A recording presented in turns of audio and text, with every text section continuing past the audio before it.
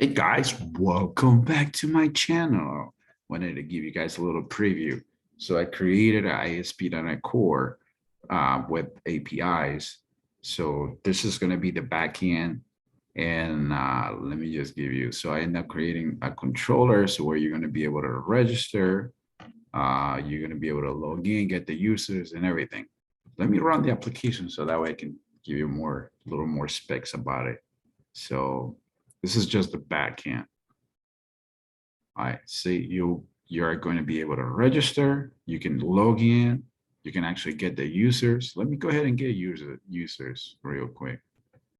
So I'm gonna go ahead and try it. Let me go ahead and execute. Okay, this here, I still got it. What I was doing right now is just implementing the login and the register, just for testing. So this here, I'm going to connect it to the front end with Angular. So that's going to be another video. So stay tuned for that one too. This one here, you can actually register. So let's go ahead and register a member. So let's come up with a name. Let's call this, the name user is going to be William. Oh, how about, yeah, William. Let's make this one. The passwords are weak, but it's just for testing purpose. Of course, you're not going to use something like this. So I'm using password to register, and I'm going to go ahead and execute it. All right, let's see if I got a 200. Yeah, I got a 200. That means it created a token for William. So now let's test the login, make sure it works. So if you actually go here, if you want to try, let's go ahead and do that. So the name was, for the username was William.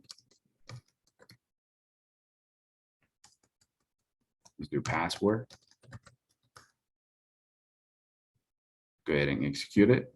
Let's see what kind of answer we get. Okay, so we got a 200. Let's say I want to put the wrong password. Let's just put down 23, and let's try to execute it again. Let me see what kind of response I get. Actually, wait, I have to refresh this. Let's try login again. It was William.